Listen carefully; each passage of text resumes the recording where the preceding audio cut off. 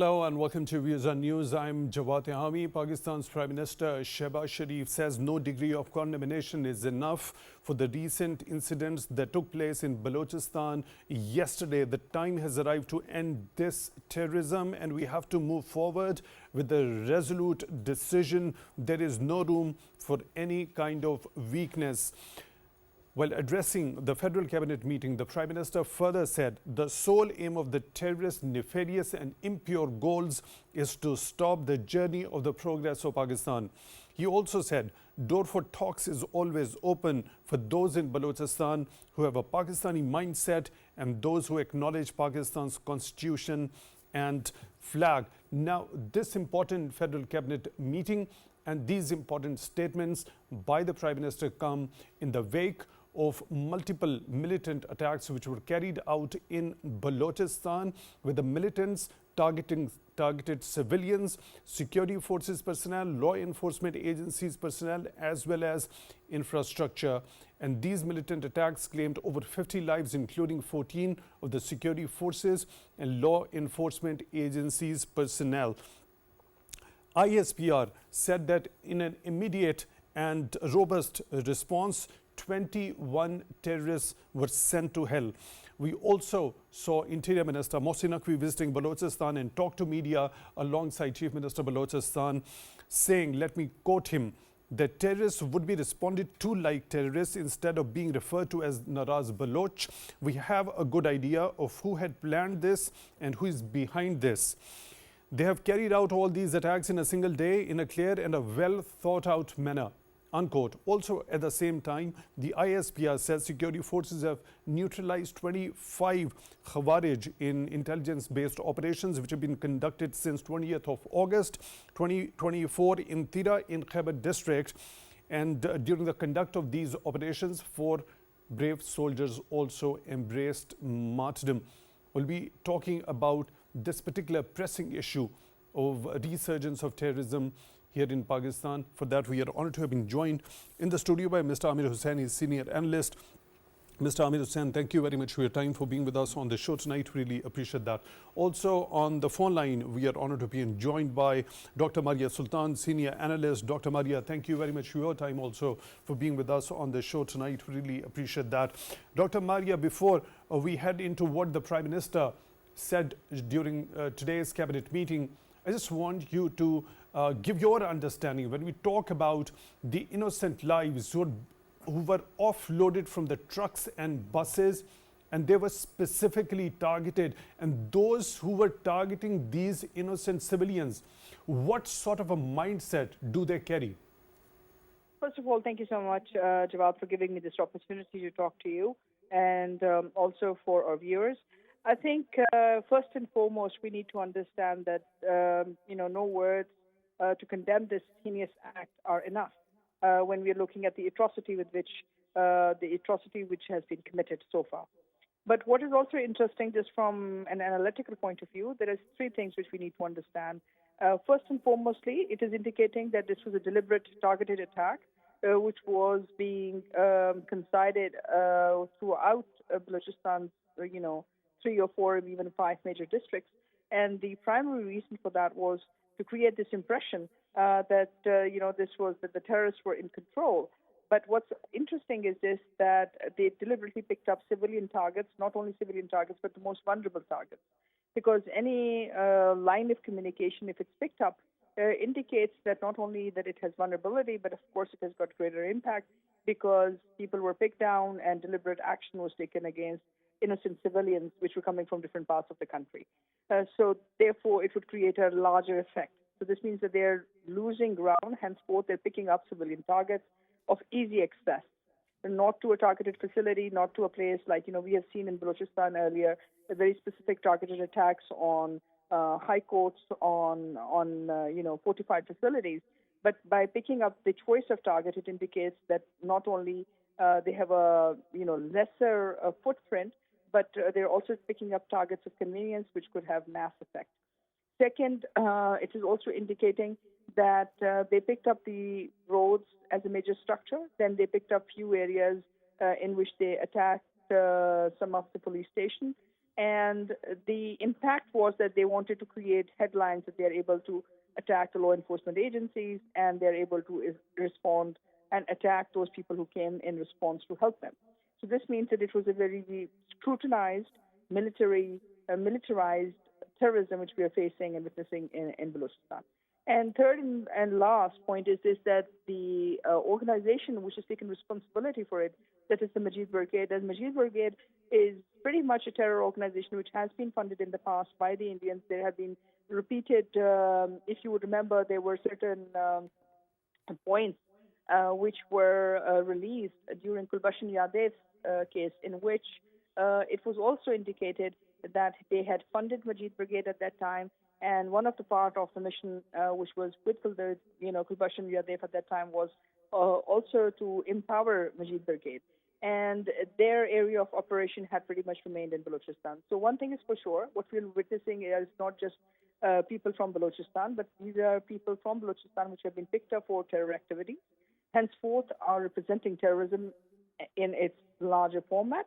Number two, they are funded in the sense that they are not only supported by foreign agencies and also generating local support, but they're also supported and allied, as we have heard from the ISPR comments that you made, that there were like 20 plus targets which have been neutralized of the TTP. And we understand that TTP also has got external linkages along with the internal footprint. That's another factor. And last but not least, the choice of target indicates that it's a frustration in which they wanted to create a large impact throughout the province and throughout the country. Henceforth, targets of convenience were picked up. What's unfortunate is that there's innocent loss of life, but what is important to understand is the unified response which has come, not only at the federal level, but also at the provincial level. And hopefully, there will now be a very serious action taken with regards to the resolute response which Pakistan needs to build up when it's looking at the challenge of terrorism. Henceforth, counterterrorism, as it is used in Azm Istikam, would become a natural priority at the moment, and hopefully we will create a bigger momentum and impetus for taking this program forward. So the sponsorship of terrorism from the foreign elements, also the Interior Minister saying we have a good idea of who had planned this and who is behind it. Also, Prime Minister talking about having a resolute decision moving ahead to deal with this menace firmly. So when we talk about these foreign elements, how to deal firmly with this particular factor? I think there are three things which we again have to look at. One is this, that we have to take some administrative response. Henceforth, this means that all those areas which are considered as B areas in Balochistan, they need to be converted into A areas, because you need the law enforcement agencies in a suitable amount and suitable number and suitably trained to deal with this militarized terrorism. That's number one. Number two, the aiders and the facilitators and the abettors, they need to be also held responsible, because just merely taking kinetic operations is not enough. Henceforth, he has said that they are willing for negotiations. The government is going to, always keep the doors for negotiations open for those who believe in the constitution of the country and who understand what Pakistan stands for. But for those people who are taking, a minuscule view and trying to take advantage of it, they will be counteracted. And third, but most important, is this, that there are going to be now intense intelligence-based operations throughout the province and throughout the country, to not only carry operations against those people, but also to eliminate this threat as it emerges and it terrorizes the people of Pakistan. There is no mistake now that these are people who do not have any intentions with regards to any political settlement in the country, or they're looking for anything else which is actually for the people of Pakistan or for the people of Balochistan, but they are much more geared towards creating destruction, creating violence, and creating a perpetual state of instability. And this will only be responded back with necessary administrative and military, angles, which would be taken at the federal and at the provincial level. Dr. Maria, one last quick point regarding the challenges. The Chief Minister of Balochistan has talked about the kind of challenges the authorities have to face. Firstly, it relates to the Balochistan's terrain and also the kind of strategies which are deployed by the terrorists. How do you look at this particular thing? And how to deal with these challenges? He has been honest in that, as we understand that Balochistan is very thinly populated and sparsely populated. Henceforth, the biggest problem is to secure those populations, that they are not terrorized. That's one. So the biggest issue is that, like I said, it needs to be converted back to what the decision was taken during Musharraf's time. So they need to be converted back into areas so that enough state apparatus can move in, people can have liberty in terms of trade opportunities, in terms of development opportunities, and also in terms of them feeling that they have equal and equitable rights. So that is the first challenge which the state has to respond to. Second challenge is, of course, to build up the capacity of the law enforcement agencies so that they can respond back in an easy, professional manner, and they can do that. And third is, of course, the sparsity of the communication links, because as you understand, there is not many major roads or highways which are connecting different parts of Balochistan. And if they are, they can be seen from the geography from distance. And because of that distance maneuvering, we have a problem in terms of securing it. And whenever there are attacks on a communication line or whenever there are attacks on roads, it becomes very difficult and problematic. But it does mean that we need to have better traffic control, we need to have better security on our highways, and of course, use more modern technology to respond to this challenge. And hopefully, Pakistan is equipped with drones, Pakistan is equipped with other things. We would be looking at a much more forward approach in terms of, coming up with a response and corresponding action plan on ground, which will mean that if the terrorists use unusual methods, the state response would also be unusual, keeping in mind that the first and the only responsibility which the state has is to keep the people of this country safe and secure, and to do that in a befitting manner which is supported by law and order. Dr. Maria Sultan, Senior Analyst, joining us on the phone line. Thank you very much for taking time out for Views on News tonight. Really appreciate that. Mr. Hussain, for now we are honored to have been joined by another participant, also on Skype, Lieutenant General retired Moin Haider, Senior Analyst. General Haider, thank you very much for being with us on the show tonight. Really appreciate that. I'll come back to you to take your understanding regarding as to what happened in Balochistan and what sort of response is expected from the authorities here in Pakistan. Let me first go to Mr. Aamir Hussain. Mr. Aamir Hussain, when we talk about, Dr. Maria has also talked about these militants using the vulnerability of the civilians, targeting specifically those civilians. Isn't it the manifestation of the frustration that is there among these militants, and they want to create the headlines because of it? Yeah, absolutely. I mean, this was a tragedy, highly condemnable. I think targeting the civilians, the vulnerables, depicts that they are now isolated by the mainstream population as well, because we have seen last couple of years the Balochistan, when we talk about development progress, we talk about larger engagement, political engagement with different stakeholders. The terrorists come forward to disrupt the whole process of peace building. So I think this was another attempt to disrupt the engagement process in Balochistan. We think that Pakistan has a great chance to win back many people in Balochistan, and we have also seen that people are coming back in political process to ensure that they are part of the mainstream, the politics of Pakistan, and trying to, respond to the engagement processes. But again, we can also see that there are disgruntled, they are not disgruntled, they are terrorists. The disgruntled people, we have to make two distinctions. That is exactly, how would we separate those terrorists and the disgruntled people, or Naraz Baloch? Also, the Interior Minister talking about terrorists would be responded to like terrorists instead of being referred to as Naraz Baloch. Absolutely. Where do we differentiate? Two levels of engagement: the vertical engagement to target and pursue the terrorists, whoever do their nefarious action, go and kill them. Second is those people who are disgruntled and who may have fall prey to these terrorist designs.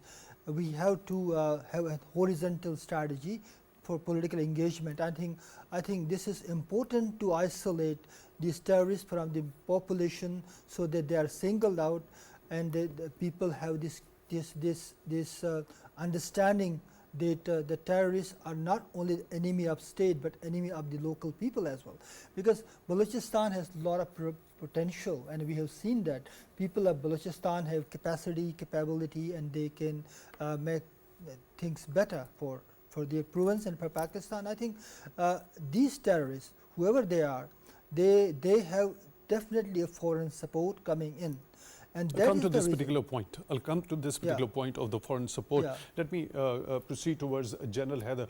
General Haider, when we talk about this particular statement by the Interior Minister, the terrorists would be responded to like terrorists instead of being referred to as Naraz Baloch. Now, here comes the very contentious point of how to differentiate and identify who are actually those people who've got the reservations regarding any sort of policy or its implementation, and those people who are resorting to such violent acts, also not sparing the most vulnerable civilians who are unarmed and innocent.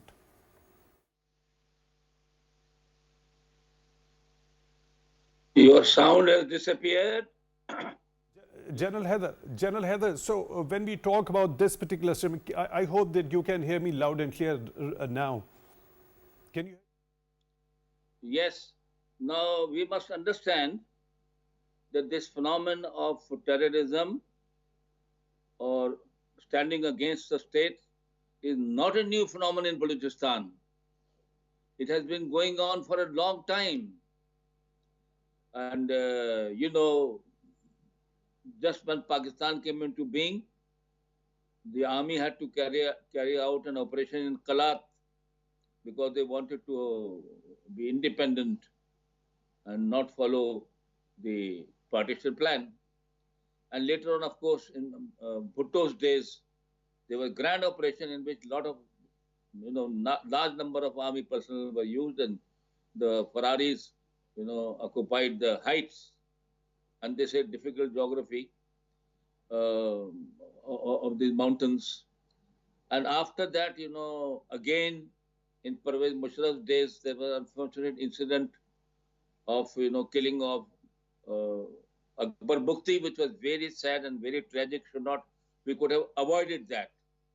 That also fueled, that gave the terrorists, I should say, or those who are standing for the cause of Balochistan, a new impetus and a new this thing that our great leader has been martyred. Secondly, we must understand that Balochistan is being ruled by Balochis themselves. There is nobody going from the Punjab or elsewhere to rule them or govern them. Their chief minister and their governor, everybody is from Balochistan, and they have their own leadership. Sometimes they are rather, you know, anti-development. For example, they don't allow exploration of gas and oil, and they resist it. And they don't let people work there when they establish cement plant, Sarila and others. And you have seen about Govt, which will provide jobs to many Balochis. I mean, they're also dragging their feet on this issue also. So there are many problems, you know, like, for example, they don't want to come into a modern era.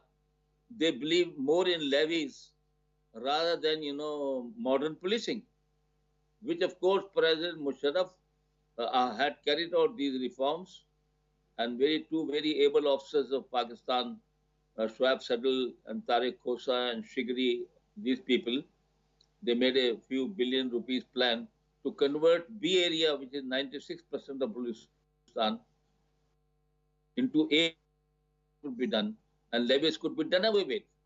So that Sardars, the levies belong to them, they report to them, the state doesn't know what is happening inside those areas. But as soon as Pervez Musharraf was gone and the new elected government came, the first thing the assembly did was to throw away this legislation and go back to the medieval era of levy system. Now you have seen that there are some genuine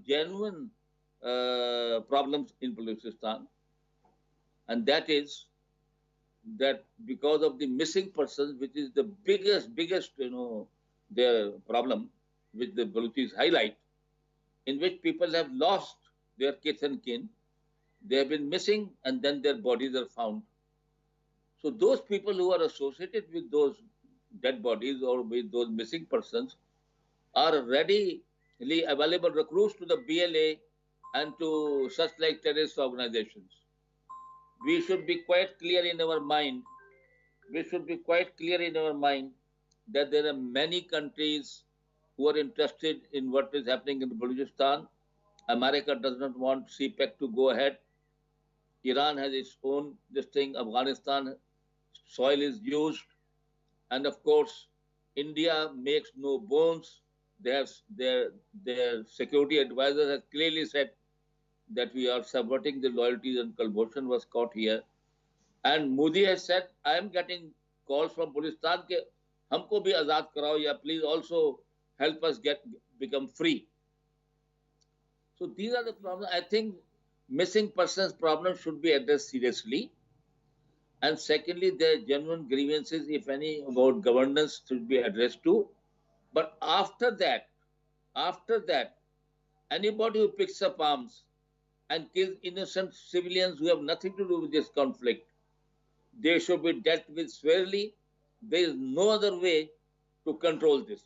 And the state must use all its power to quell this and to bring peace to Balochistan.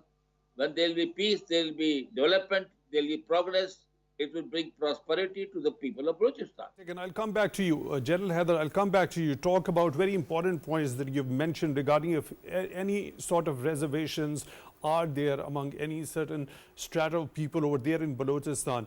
They must be addressed. But what's the justification of targeting innocent unarmed civilians by offloading them from trucks and buses and killing them? I'll come back to you. I'll have to take a very quick short break, and after that break, we'll resume the discussion from here. Welcome back to Views on News. We are discussing as to the horrific militant attacks which were carried out in Balochistan and the kind of response the Pakistani authorities are actually promising in order to eliminate this menace of terrorism. We are joined in the studio by Mr. Aamir Hussain, also online on Skype, Lieutenant General retired Moin Haider, his senior analyst. Before going on the break, General Haider was of the view that there are certain reservations as to some segments and strata within Balochistan which must be actually addressed by the authorities. A number of those problems have been highlighted by General Haider. I'll go back to him to have a deeper understanding. He talked about the issue of missing persons, which has of course been talked about already. There have been protests also carried out regarding that. Also, legal proceedings have been happening regarding that. Also, if there are governance issues, if there are certain very serious reservations regarding any sort of governance or the policy formulation and its implementation, the question remains there. What is the justification of offloading civilians, unarmed, vulnerable, from the trucks and buses and to kill them in cold blood? General Haider, your understanding. Yes, this is not the first incident of this nature. This is not the first incident.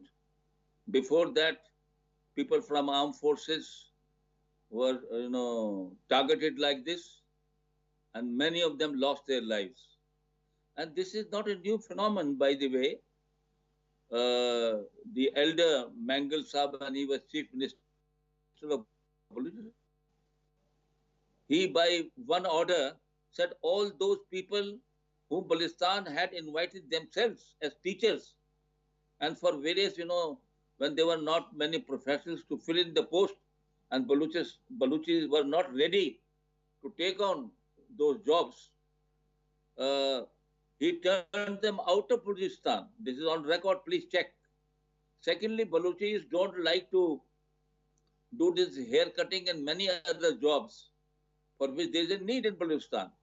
So many of these hair cutters and others, barbers who come from Punjab and elsewhere, they are targeted and they are shot. So this is not the way to. I asked one day Akhtar Mangal Sahib in an interview, he said nobody should be allowed to come to Balochistan for work or for any other purpose. I said our constitution allows free movement of Pakistanis to any part of the country or to take up job or whatever if there is a need in that area. He said, no, they should not be allowed to buy any property and they should have separate identity card and things like that. It is on airwise, it is on record. I said, Mr. Akhtar Mangal, I see you sometime roaming in Karachi. You purchased land in DHA. You constructed a house there. You live here.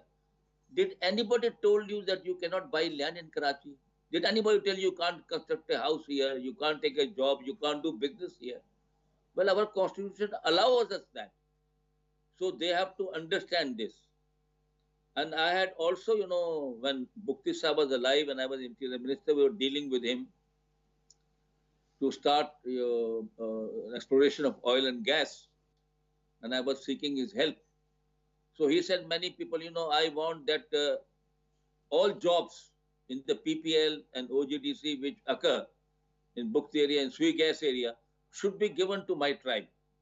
I said, yes, if your tribe is competent enough to handle that sophisticated machinery, if they have genuine skill development certificates, not fake ones. So we can't, give this very expensive machinery to people who are not skilled or who cannot operate that machinery. So otherwise, I agree with you, all jobs should go to you. So this we have to understand. But now there are many universities in Balochistan and they are working for all the future jobs that will be created in Balochistan regarding shipping, marines, mineral development, dams, water, etc., etc.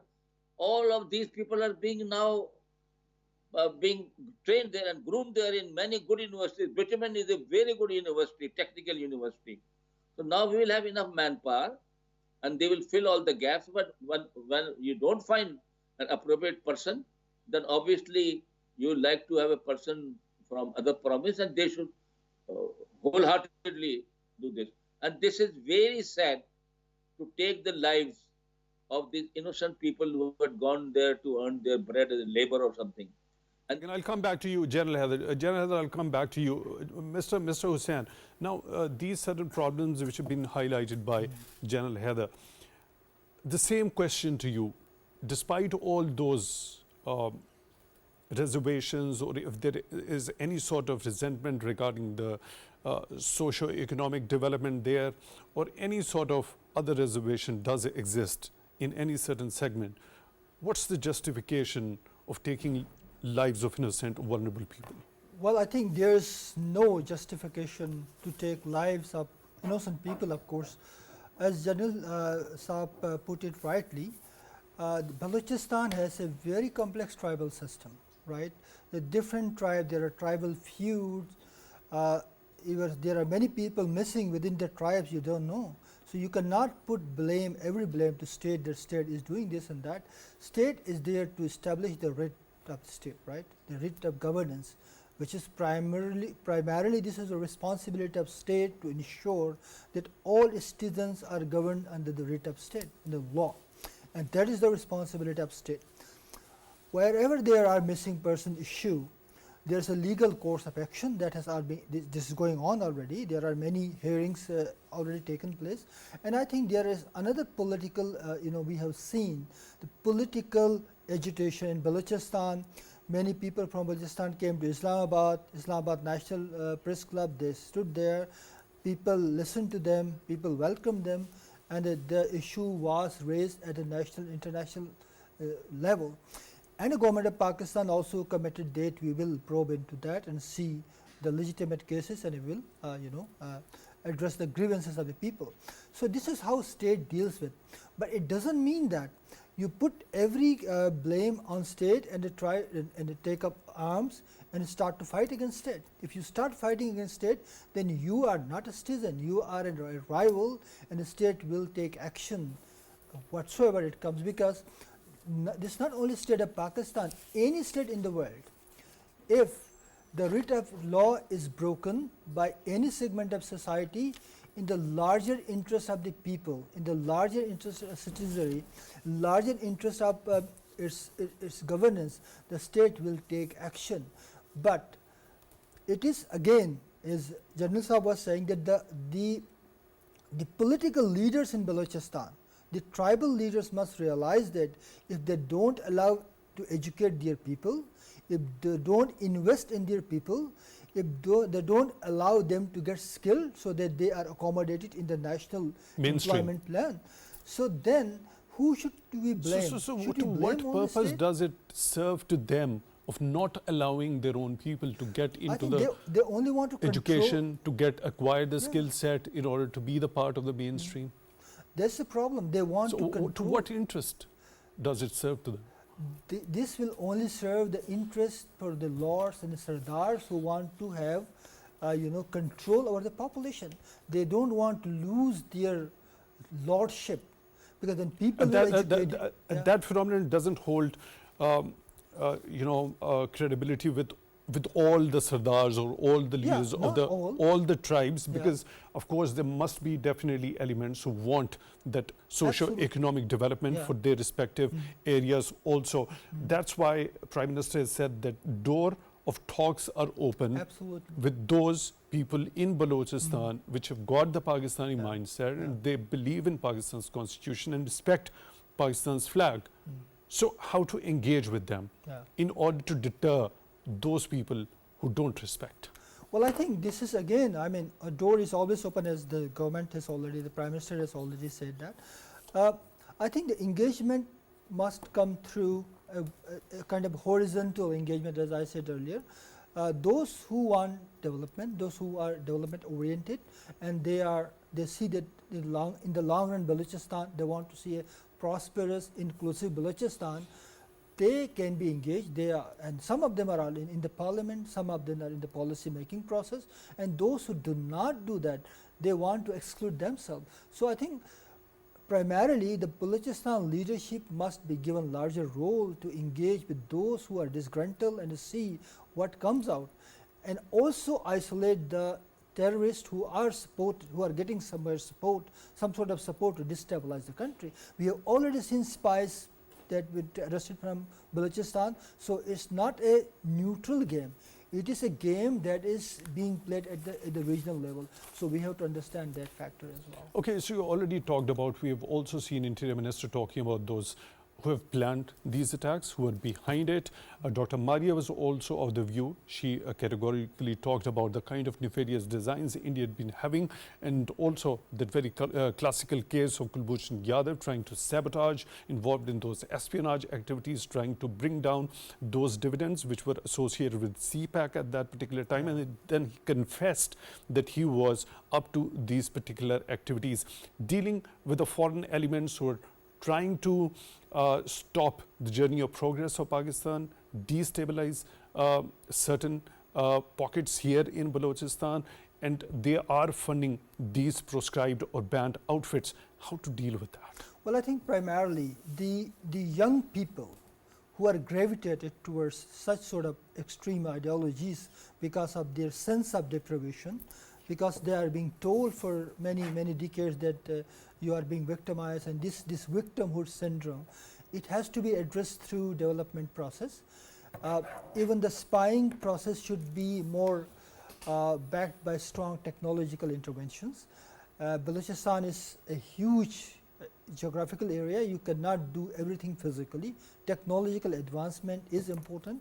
Secondly, it is important that the local governance structure has to be strengthened, because the local governance at local level, at district level, the government must start doing planning, providing opportunities for the young people who are promising, who want to see a developed Balochistan. Engage the youth. We have to have a strong youth policy for Balochistan, bringing them to the development fold, and also ensure that you have a very strong local governance structure where people can go engage and there is a dialogue. The dialogue process must be continued.